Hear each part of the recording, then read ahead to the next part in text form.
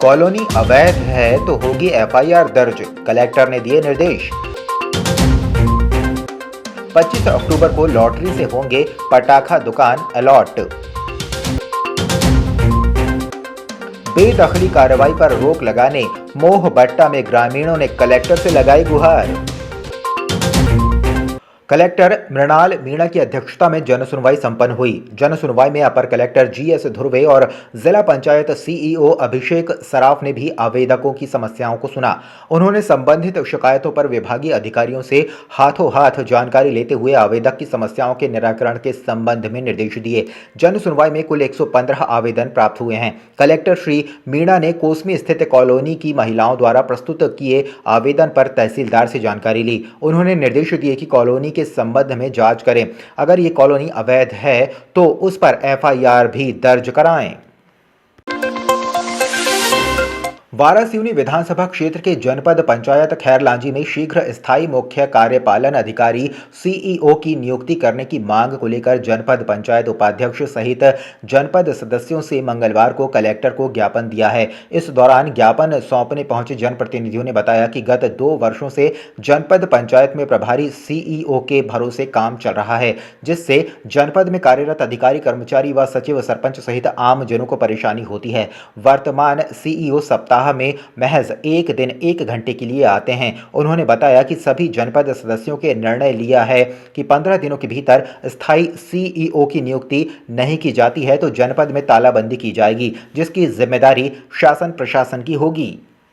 जब से हमने जनपद पंचायत में शपथ ग्रहण किए हैं तब से लेकर आज दिनांक तक 2 साल में एक भी स्थायी सीईओ की नियुक्ति खैरलांजी में नहीं है। सिर्फ प्रभारी सीईओ के माध्यम से काम चल रहा है। प्रभारी सीईओ की हालत ऐसी है कि हफ्ते में 1 दिन 1 घंटे के लेबर खैरलांजी आते हैं। ऐसे में अधिकारी कर्मचारी बेलगाम बैठे हुए हैं। सरपंच, सचिव, जीआरएस को काफ़ी परेशानी हो रही है और जनता की हालत इतनी ख़राब है कि जब वहाँ आते हैं किसी काम के लिए तो उनको प्रतिदिन लगभग वापस आना है। ये बड़ी दिक्कत है। तो हम लोग यहाँ इसलिए आए कलेक्टर महोदय को शिकायत करने के लिए कि अगर हमारी समस्या का समाधान नहीं होता है या स्थायी सीईओ की नियुक्त नहीं होता अगर जनपद में, तो 15 दिन के बाद हम लोग जनपद में ताला लगाएंगे। हम पूरे जनपद सदस्य आए।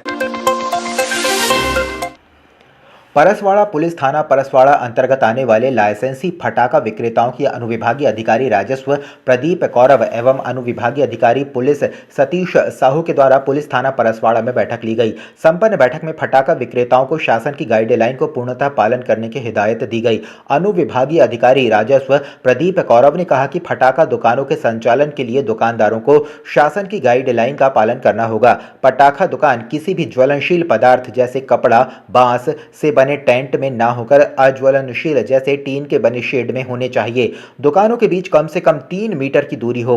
दुकानें आमने सामने ना हो। दुकानों में बिजली के खुले तार ना हो। किसी अप्रिय स्थिति से निपटने के लिए दुकान में रेत और पानी से भरी बाल्टियां हों। अग्निशमन यंत्र भी आवश्यक रूप से पूरी दुकानों में उपलब्ध हो। इसी तरह से अनेक सावधानियां बरतने की हिदायत एसडीएम कौरव द्वारा दी गई।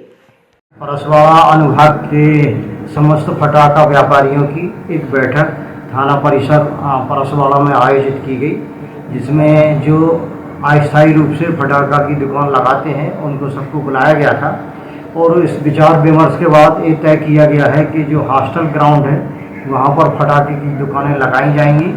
उन दुकानों को लगाने के लिए जो लाइसेंसधारी हैं उनको जो निर्धारित शर्तें हैं उनकी पूर्ति करना पड़ेगी, जैसे कि रेत की बाल्टी रखना पड़ेंगी, पानी के ड्रम रखना पड़ेंगे, अग्नि बचाव के लिए फायर एक्सटिंग्विशर रखना पड़ेगा और जो शेड बनेगा उसमें चारों तरफ से टीन शेड का निर्माण किया जाएगा। किसी भी प्रकार की टेंट सामग्री के माध्यम से फटाखा दुकान संचालित नहीं की जाएगी। जो लोग फटाखा दुकान लगाना चाहेंगे परसवाड़ा में, उनके लिए दिनांक 25 को अनुविभागीय अधिकारी के कार्यालय में लॉटरी निकाली जाएगी। शासकीय घास की भूमि में करीब 40-50 साल से निवास कर रहे ग्रामीणों को प्रशासन द्वारा हटाए जाने का नोटिस दिए जाने से मंगलवार को जिले के जनपद पंचायत बहियर क्षेत्रांतर्गत ग्राम मोहबट्टा के ग्रामीणों ने जिला पंचायत सदस्य मनशाराम मंडावी व सरपंच के नेतृत्व में कलेक्ट्रेट पहुंचकर इस कार्रवाई को रोके जाने की मांग कलेक्टर से की है। इस संबंध में जिला पंचायत सदस्य व सरपंच ने बताया कि करीब 40 परिवार घास की भूमि में काफी वर्षों से मकान बनाकर निवास कर रहे हैं, जिसमें 15 मकान पीएम आवास योजना के तहत बने हैं। इनमें 4 मकान बैगा परिवार के हैं। उन्होंने कहा कि तहसीलदार द्वारा इन्हें उक्त भूमि से बेदखली का नोटिस सुप्रीम कोर्ट का आदेश बताकर जारी किया गया है, जो न्याय संगत नहीं है। उन्होंने कहा कि उक्त कार्यवाही पर रोक लगाई जाए, नहीं तो सड़क पर आंदोलन करने बाध्य होगा। लगभग 40 लोगों का मकान है जहाँ पर मोहभट्टा में जो घास की ज़मीन पर बैठे हैं वो ग्राम सभा और ग्राम पंचायत की अनुमति से बैठे हैं। और अभी जो है वहाँ पर तहसीलदार से एक नोटिस आई है कि सुप्रीम कोर्ट के का निर्देश बताते हुए उन्होंने चिट्ठी जारी किया है और बेदखली के लिए उन्होंने नोटिस जारी किया है ग्राम पंचायत को। अब हम लोग कहते हैं कि अगर बेदखली कर रहे हैं तो फिर वहाँ पर 15 पीएम आवास बने हैं, उसमें से कुछ बैगाओं के भी मकान हैं, वहाँ पर 4 बैगा परिवार हैं। तो फिर जो जिसे विशेष पिछड़ी जनजाति कहा जा रही है उसको भी तुम हटाने की बात करोगे तो फिर वो जाएंगे कहाँ जाएंगे? ज़मीन रहती तो फिर वो घास की ज़मीन क्यों बैठते? ये थोड़ा सा दिक्कत है।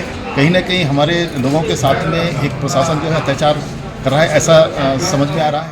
आवास है वो अतिक्रमण के लिए जारी कर दिया गया है तहसीलदार। उसके लिए हमारा मतलब मोहल्ला यथावत सुरक्षित रहे और हमको कुछ पकड़ के लिए कुछ पट्टा वट्टा की मांग करने यहाँ पर आते 40 सालों से वहाँ हम लोग ये कर रहे हैं निवास और उसमें जाति बैगा लोग भी बसे हुए हैं और 15 पीएम हाउस भी वहाँ बना हुआ है।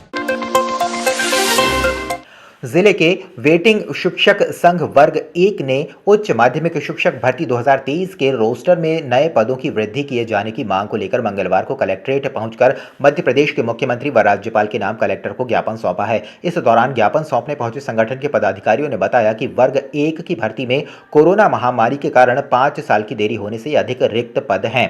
उन्होंने कहा कि 2018 के पूर्व 17,000 पदों की भर्ती निकाली गई थी, लेकिन हम 2 परीक्षा निकाल चुके हैं, लेकिन नाम मात्र की भर्ती निकाली गई है। उन्होंने मुख्यमंत्री व राज्यपाल से गुहार लगाई है कि करीब 20,000 पदों पर भर्ती की जाए, जिससे जो वेटिंग में हैं उन्हें नियुक्ति मिल सके। उन्होंने कहा कि महज 3-4 हज़ार पदों पर नियुक्ति की गई है और स्कूलों में विषयवार शिक्षकों के बड़ी संख्या में पद रिक्त पड़े हुए हैं।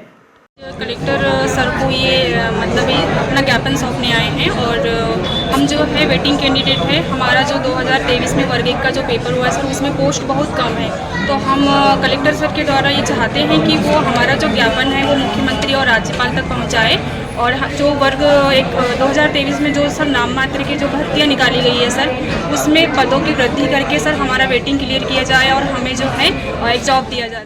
हम लोग 2 बार परीक्षा दिए हुए स्टूडेंट यहाँ पे अभ्यर्थी है सर, और जबकि पिछले बार जब 2018 के पहले जब इन्होंने परीक्षा ली थी उसमें लगभग 17,000 पदों को इन्होंने भरा था।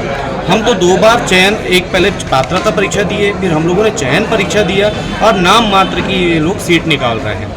हमारी ये मांगे हैं कि कम से कम 20,000 पदों पर फिर से नियुक्ति की जाए, जितने भी वेटिंग वाले हमारे अभ्यर्थी हैं सर, ताकि सब लोग 2-2 बार परीक्षा दिए हुए सर बहुत मेहनत से, कई लोग बिस्तर से आए हैं, कई लोग लांजी से आए हैं, बहुत परेशान हैं, ऐसा नहीं है ना। तो हम चाहते हैं माननीय राज्यपाल महोदय से और मुख्यमंत्री जी से हमारी मांग है कि कम से कम 20,000 पदों पर हमारी नियुक्ति की जाए।